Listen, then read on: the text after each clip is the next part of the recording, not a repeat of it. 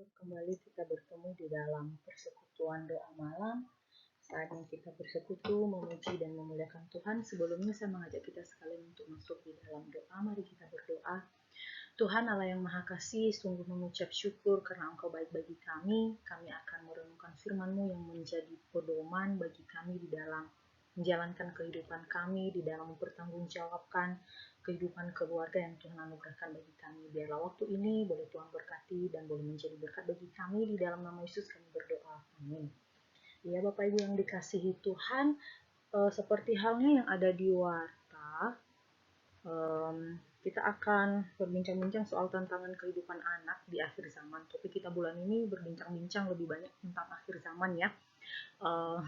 Sedikit agak kaget tadi waktu lihat flyer yang dikirim oleh Musa, di sana ada tantangan kehidupan, tantangan pelayanan anak, tapi saya siapnya tantangan kehidupan anak di akhir zaman sesuai dengan jadwal yang di-sharingkan ke kami. Nah, Bapak Ibu yang dikasihi Tuhan, ada di benak kita tentang tantangan anak di akhir zaman atau di zaman-zaman saat ini ya, yang kita hadapi. Coba perhatikan gambar ini. Mungkin Bapak Ibu bisa membandingkan kehidupan kita yang dulu dengan anak-anak zaman sekarang, di mana kita dulu asik main lari-lari, asik main sembunyi-sembunyi, tebak-tebak teman, nyari teman gitu ya, di mana kita berrelasi dengan teman kita dulu. Tapi sekarang anak-anak lebih fokus, walaupun mereka ada di dalam ruangan yang sama kadang, tetapi mereka tidak punya relasi terhadap satu dengan yang lain, atau mungkin mereka main game bareng, game online ya, tapi tidak ada sentuhan fisik, tidak ada relasi yang kuat antara satu dengan yang lain gitu loh. Jadi anak-anak zaman sekarang ini kuat akan kehidupan individualis, dan jangan heran juga di mana ya, kalau zaman dulu orang yang bisa berani berdua-duaan, mesra-mesraan itu hanya orang dewasa. Sekarang anak kecil aja udah ngerti loh pacaran, atau kadang orang dewasa dilihat bareng-bareng bisa dicie-ciein sama anak-anak gitu ya. Bahkan zaman saya juga anak-anak SD sudah mulai pacaran, itu saya tahu ya. Bahkan pernah teman saya melayani di mana dia pacaran sama hamba Tuhannya yang temanku ini.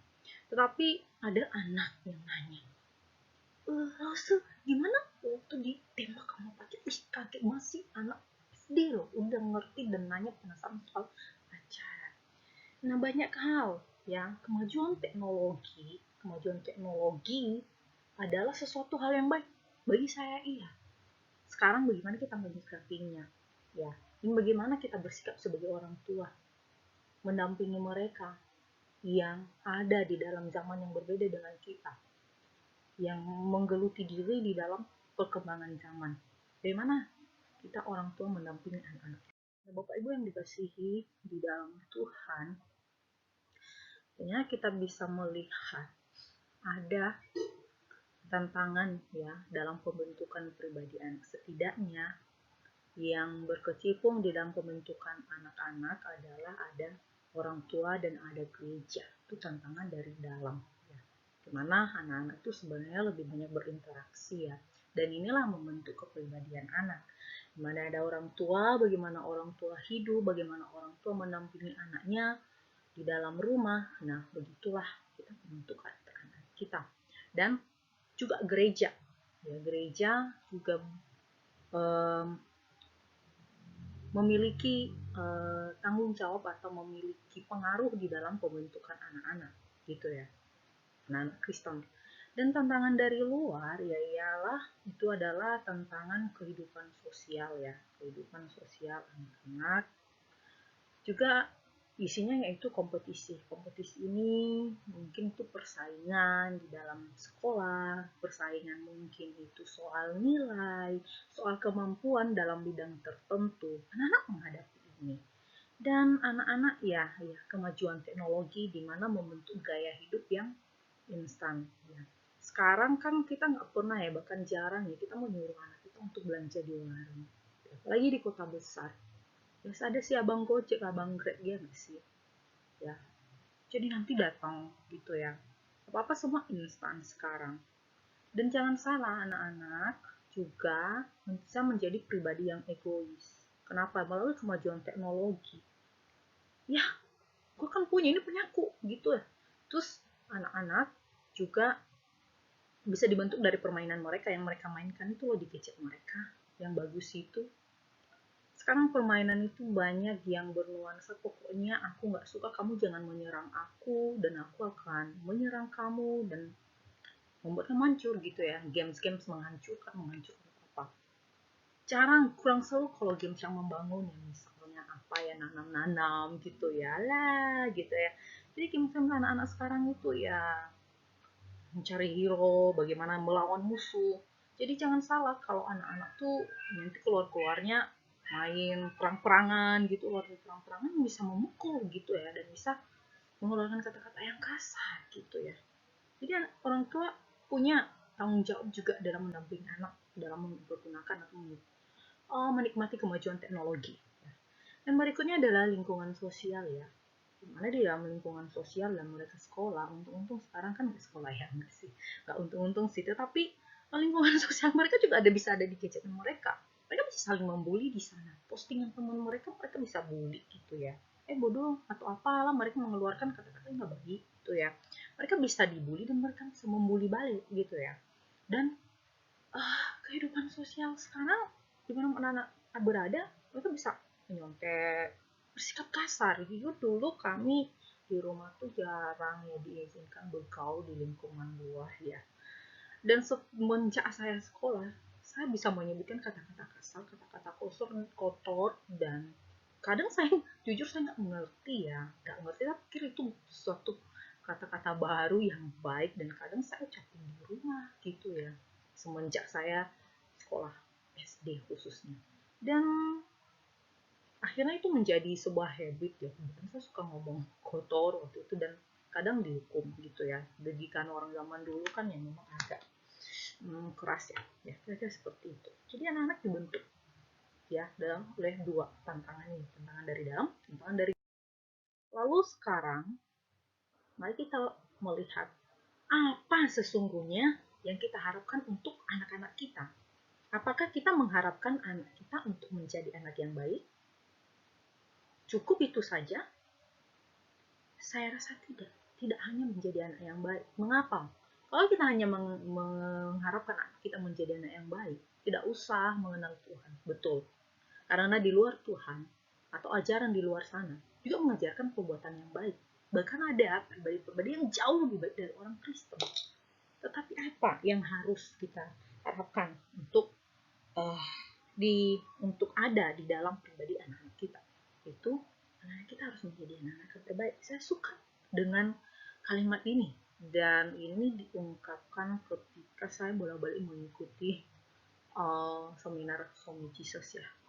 Jadi anak-anak harus menjadi anak kabar baik. Kenapa menjadi anak kabar baik? Anak kabar baik, kalau mereka sudah menjadi anak kabar baik, otomatis mereka sudah menjadi anak yang baik, gitu ya. Apa bedanya? Anak kabar baik, kalau anak baik kan kita udah tahu lah, baik, sopan, ini itu. Tetapi harus ada satu hal ini yang membuat mereka berbeda. Menjadi anak kabar baik, otomatis menjadi anak baik. Kenapa? Kenapa?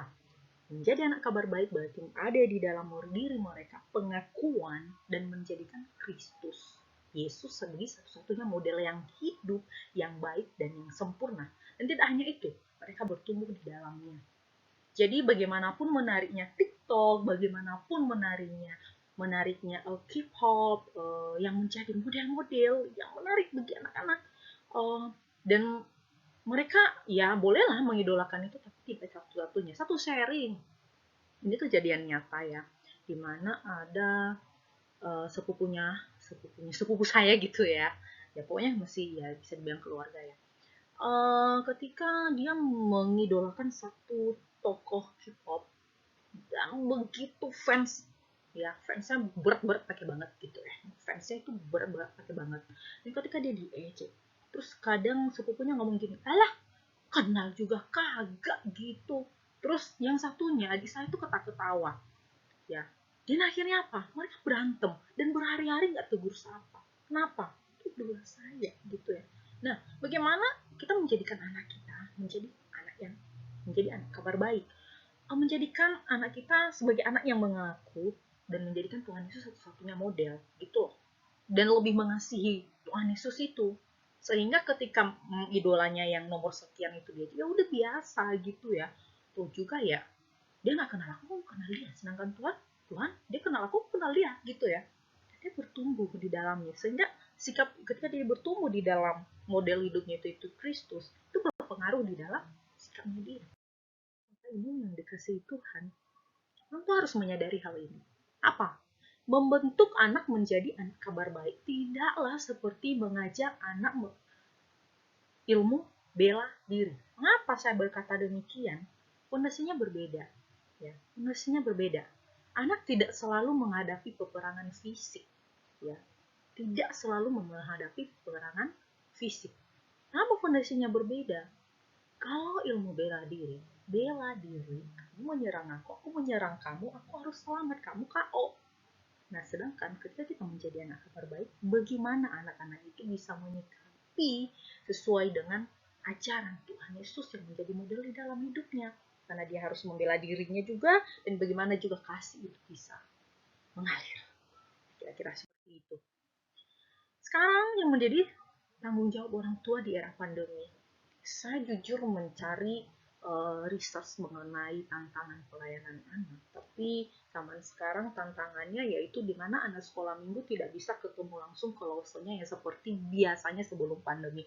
Jadi anak-anak lebih banyak berinteraksi di luar dan belajar melalui gadget mereka. Ada link yang di-share oleh losonya untuk belajar firman Tuhan. Nah, sekarang bagaimana hal itu bisa efektif gitu ya? Ya, memang kembali lagi ke tanggung jawabnya orang tua. Bagaimana orang tua itu di dalam keluarga mengajak anak itu mengenal Tuhan Yesus, mengenal pribadi yang baik, memandang. Ya, itu digambar itu ya. Lihat pada Tuhan yang telah disalibkan menyelamatkan kita. Orang tua harus siap menjadi pembina bagi anak-anaknya, pembina rohani bagi anak-anaknya. Ya, dan ini masa-masa pandemi ini bersyukurlah berarti kita diingatkan kembali menjadi apa yang menjadi tanggung jawab kita sebagai orang tua. Jadi tidak heran di dalam Ulangan pasal 6 ayat 4 hingga ayatnya yang ke-13 saya baca bagi kita sebagian saja demi menghemat waktu. Dimana dengarlah di ayat 4 sampai 7 aja ya. Dengarlah hai orang Israel, Tuhan itu Allah kita, Tuhan itu esa. Kasihlah Tuhan Allahmu dengan segenap hatimu, dengan segenap jiwamu, dan dengan segenap kekuatanmu. Apa yang kuperintahkan kepadamu pada hari ini haruslah engkau perhatikan, haruslah engkau mengajarkannya berulang-ulang kepada anak-anakmu dan membicarakannya apabila engkau duduk di rumahmu, apabila engkau sedang dalam perjalanan, apabila engkau berbaring, dan apabila engkau bangun. Kalau kita mengamalkan apa yang dikatakan oleh Ulangan ini, khususnya di dalam ayat 7 tadi, itu kita coba benar-benar renungkan, berarti kita bisa menjadi orang tua yang siap mendampingi anak menghadapi tantangan-tantangan di zaman di mana mereka berada. Gitu. Jadi, keseluruhan kehidupan orang Kristen itu, menurut Ulangan, adalah mengenal, memperkatakan, mengajari, dan melakukan perintah Tuhan sesuai dengan firman-Nya. Mungkin kita mengingat akan hal ini. Amanat Agung sering kita sebut-sebutin, sering kita bahas-bahas. Bahkan di khotbah kita sering diingatkannya. Soal yang Ulangan tadi saya tidak bahas karena saya pernah membahas dalam khotbah saya juga di tahun lalu. Nah, bagaimana amanat agung memberitakan ya? Coba lihat perhatian dalam Matius 28 ayat 18 sampai 20 nanti. Mana kita harus sekaligus ya memberitakan, membagikan berita Injil itu, menjadikan orang sebagai murid Tuhan Yesus ya, sekaligus mulai dari rumah kita, lalu di saat yang sama juga ke seluruh bumi. Amanat agung mari kita mulai dari dalam rumah kita ya. Melalui pelayanan, melalui pendampingan anak yang dianugerahkan Tuhan kepada kita.